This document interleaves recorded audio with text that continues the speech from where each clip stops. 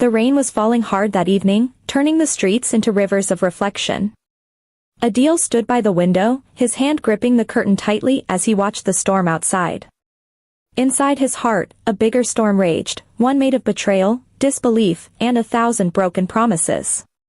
The house that once echoed with laughter now felt like a stranger's home. He could hear the faint ticking of the wall clock, counting the seconds of a marriage that was already ending. 2 hours earlier, Adil had returned home early from a business trip. He had planned to surprise his wife, Sarah, with her favorite dinner and flowers. But instead, it was he who was surprised, in the most painful way possible. Through the half-open door of their bedroom, he had seen her, holding another man's hand, whispering words that once belonged to him. The sight had frozen him where he stood. The room seemed to spin, and every heartbeat screamed betrayal. Sarah didn't notice him at first. Her laughter had a softness that used to melt him, but now it burned his soul. When Adil finally stepped in, her face turned pale. The man with her hurriedly grabbed his jacket and left without a word, leaving her standing there, speechless and afraid. Adil said nothing. Words felt too small for what he had just seen. He simply walked out of the house, his heart breaking with each step into the pouring rain. Hours passed before Sarah gathered the courage to go after him. She found him by the park bench where they first met, soaked from head to toe.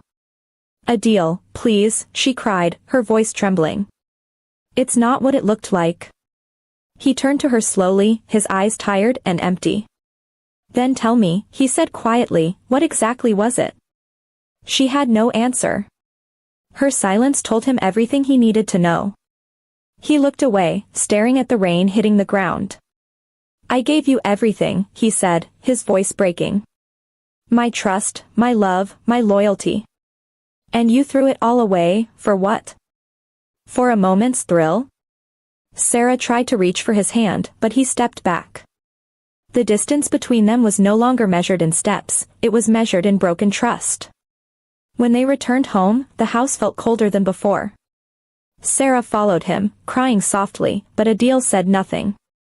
He went into their room and began packing a small bag. "Where will you go?" she asked through tears. "Anywhere but here," he replied. "This house used to be my world. Now it's just walls and lies." That night, the storm outside raged as fiercely as the one inside their hearts. Sarah sat on the floor, hugging herself, realizing what she had lost. She had thought she was missing excitement, that her marriage had become too quiet. But now she understood, peace had been a blessing, not boredom. The man she had hurt was the only one who truly loved her. Adil checked into a small motel on the edge of town. Sleep never came. Every time he closed his eyes, he saw her face, the one he had loved so deeply, now forever changed in his memory. He replayed their moments together, their first date, their wedding, the day she said she'd never hurt him. All those promises now felt like lies told beneath a blue sky before the storm. The next morning, he received a message from her, "I'm sorry. Please come home. We can fix this." But he couldn't reply. Something inside him had died, something that no apology could bring back. Love without trust was like a roof with holes, the rain always found its way in. Days turned into weeks. Sarah tried to reach him again and again, but he stayed silent. He focused on rebuilding himself, finding strength in the pain she left behind. Friends told him to forgive her, but forgiveness felt too light for such a heavy wound. He didn't hate her, he just couldn't love her the same anymore. One afternoon, Sarah showed up at his workplace. She looked tired, older somehow. "Adil, please," she whispered. "I've lost everything. I only want your forgiveness." He looked at her, calm and steady. "I forgave you," he said softly. "But forgiveness doesn't mean returning to what's broken." Her tears fell, but he didn't reach to wipe them. That gesture belonged to another time, another version of him. The rain began again as she walked away, her figure fading behind the glass doors. Adil stood there, watching silently. The rain used to remind him of sadness, but now it felt like cleansing, washing away what no longer belonged in his heart. Months later, he sold the old house. He stood outside one last time, looking at the windows that had once held their laughter and their secrets. As he closed the door, he felt a strange peace settle over him. Sometimes, he realized, letting go is not about anger, it's about choosing yourself when someone else didn't.